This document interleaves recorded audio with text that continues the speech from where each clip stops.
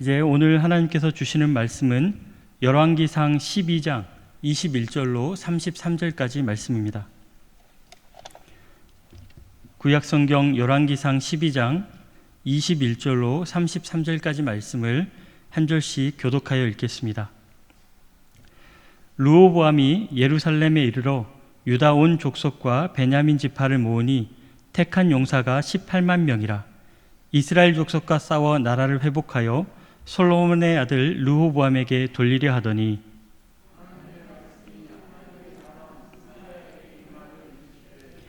솔로몬의 아들 유다 왕 르호보암과 유다와 베냐민 온 족속과 또 그 남은 백성에게 말하여 이르기를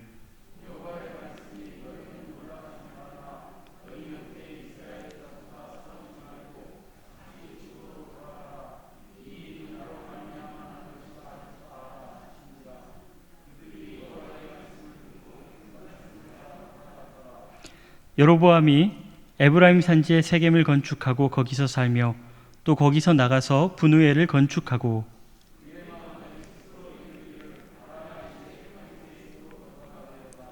만일 이 백성이 예루살렘에 있는 여호와의 성전에 제사를 드리고자 하여 올라가면 이 백성의 마음이 유다 왕 된 그들의 주 르호보암에게 돌아가서 나를 죽이고 유다의 왕 르호보암에게로 돌아가리로다 하고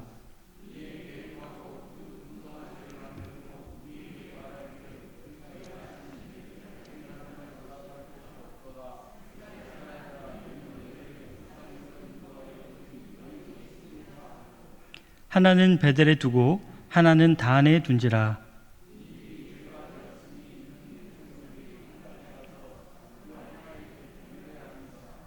그가 또 산당을 짓고 레위 자손 아닌 보통 백성으로 제사장을 삼고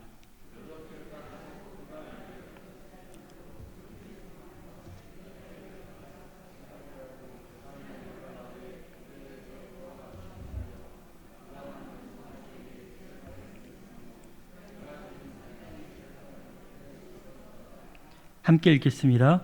그가 자기 마음대로 정한 달, 곧 8째 달 15째 날로 이스라엘 자손을 위하여 절기로 정하고 베델에 쌓은 제단에 올라가서 분향하였더라. 아멘. 서로 좌우에 계신 교우님들과 인사 나누겠습니다. 주님 안에서 평안하십시오. 여러분, 우리가 인생을 살면서 가장 평안할 수 없었던 때가 있다면 언제이셨습니까? 너무 근심과 걱정에 휩싸여서 밥이 넘어가지 않고 잠을 잘 수 없을 정도로 큰 근심에 처한 때가 언제이셨습니까?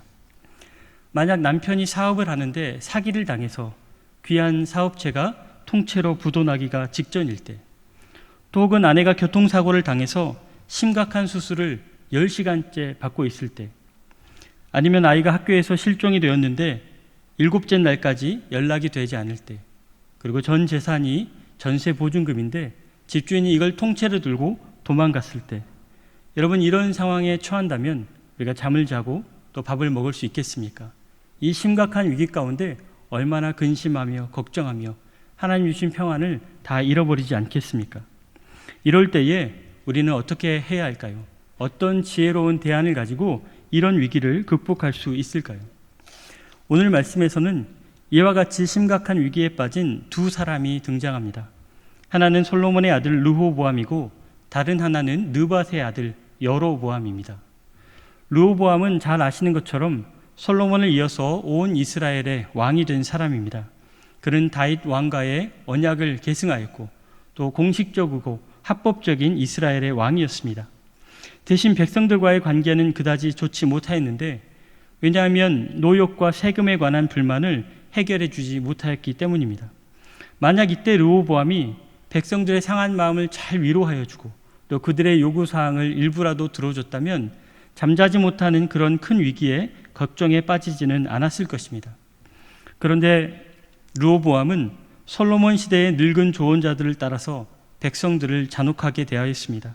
오직 힘과 권세로 그들을 찍어 누름으로 백성들의 분노를 더 키우고 말았습니다. 그리고 결국 이 일이 반역으로 이어집니다. 열왕기상 12장 18절 말씀을 보시겠습니다. 르호보암 왕이 역군의 감독 아도람을 보냈더니 온 이스라엘이 그를 돌로 쳐 죽인지라. 르호보암 왕이 급히 수레에 올라 예루살렘으로 도망하였더라. 백성들은 얼마나 화가 났든지 왕이 보낸 신하를 돌로 쳐서 살해해 버렸습니다. 그것도 왕의 면전에서, 왕이 보는 자리에서 그렇게 한 것입니다. 누가 봐도 반역입니다. 그래서 왕은 급히 수레에 올라 분노한 백성들 사이를 급히 탈출해야 했습니다. 심지어 백성들은 이제 다른 왕을 추대하기에 이르릅니다. 20절 말씀입니다. 온 이스라엘이 여로보암이 돌아왔다 함을 듣고 사람을 보내 그를 공회로 청하여 온 이스라엘의 왕으로 삼았으니 유다 지파 외에는 다윗의 집을 따르는 자가 없느니라. 이스라엘 온 백성의 왕이었던 르호보암은 하루아침에 일개 지파의 족장이 되고 말았습니다. 아버지 솔로몬과 위대한 다윗으로부터 물려받은 이 언약의 나라가 완전히 다른 사람에게 넘어가게 생겼습니다. 그것도 왕족도 아닌 여로보암에게 빼앗긴 것입니다. 그러니 잠이 오겠습니까? 밥이 넘어가겠습니까? 문제는 여로보암에게도 있었습니다. 다윗의 나라를 나눠서 절반 이상을 자기가 차지했다고는 하나 그에게도 아무 문제가 없었던 것은 아닙니다. 그는 온 백성의 추대와 환대로 왕이 되긴 했지만 한 가지 해결되지 않은 문제를 가졌습니다. 바로 신앙적 정통성이 그에게는 없다는 것입니다. 정치적으로는 확고한 지지자와 명분도 가졌지만 신앙적으로는 그 근본이 약하였습니다.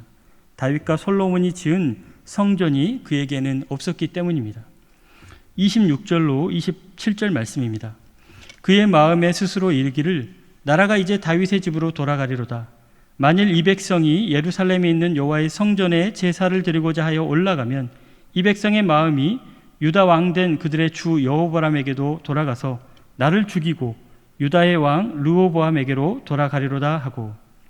여로보암에게 르호보암은 그다지 위협이 되지 못했습니다. 그가 다윗도 아니고 솔로몬도 아니고 그저 그의 아들일 뿐인데 그나마 백성들의 인심까지 잃었기 때문입니다.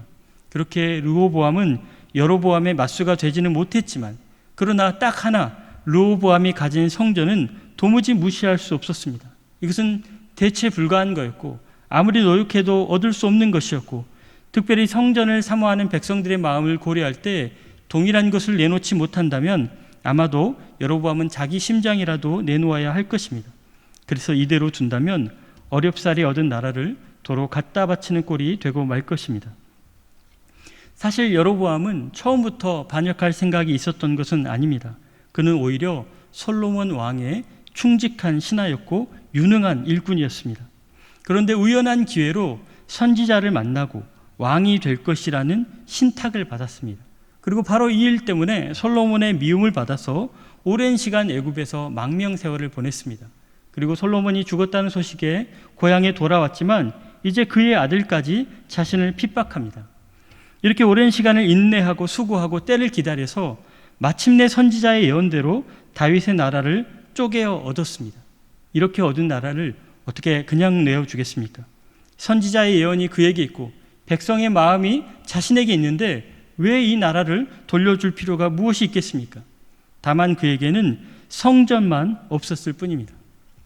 이렇게 두 사람은 각각의 고민이 있었습니다. 나라를 빼앗긴 르호보암은 르호보암대로, 그리고 백성들의 마음이 떠날까 두려워하는 여로보암은 여로보암대로 잠을 이루지 못하고 또 밥을 먹을 수 없는 심각한 위기 가운데 처해 있었습니다. 그렇다면 이 두 사람은 이 문제를 어떻게 해결할까요?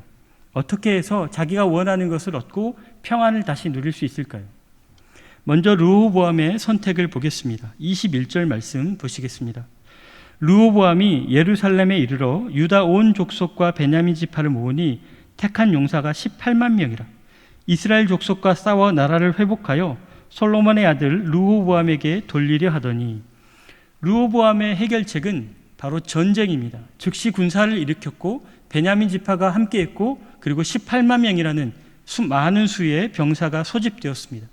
비록 나라가 쪼개졌다거나 하나 다윗 시대의 군사력과 또 솔로몬 시대의 외교력이 그에게 그대로 남아 있었습니다. 이 군사력과 외교력을 가졌다면 북쪽 지파들을 모두 징벌하기에 부족함이 없을 것입니다.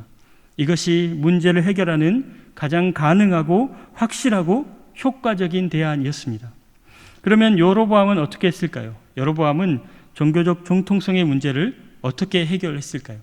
28절 말씀을 보겠습니다. 이에 계획하고 두 금송아지를 만들고 무리에게 말하기를 너희가 다시는 예루살렘에 올라갈 것이 없도다.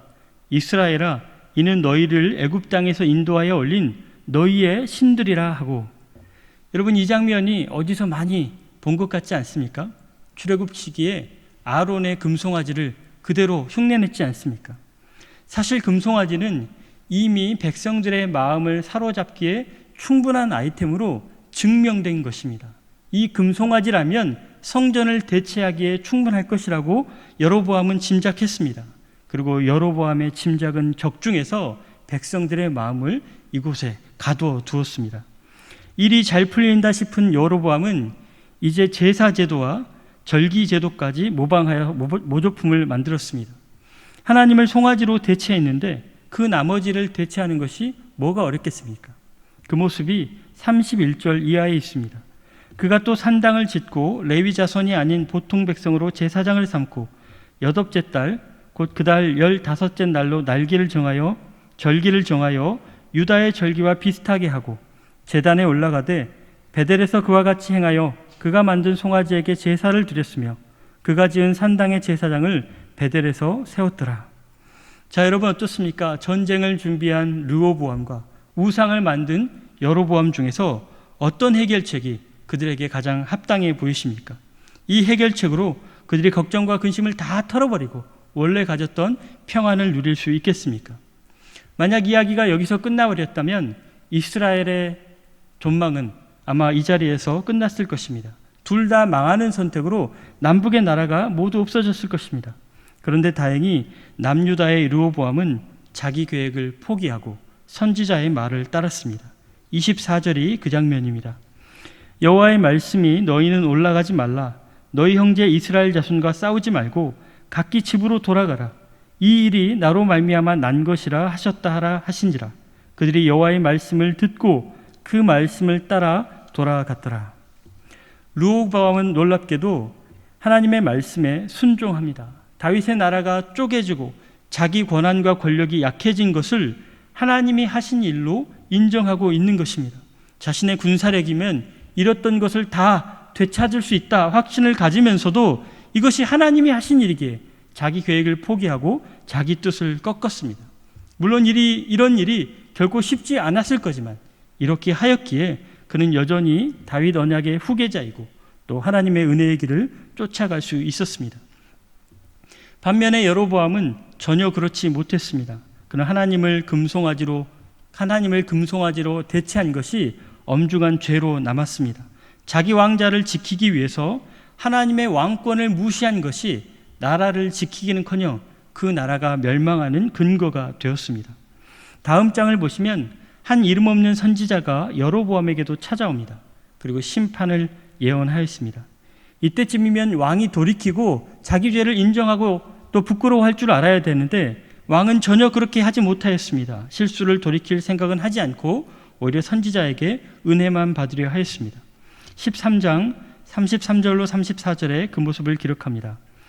여로보암이 이 일 후에도 그의 악한 길에서 떠나 돌이키지 아니하고 다시 일반 백성을 산당의 제사장으로 삼되 누구든지 자원하면 그 사람을 산당의 제사장으로 삼았으므로 이 일이 여로보암 집에 죄가 되어 그 집이 땅 위에서 끊어져 멸망하게 되니라.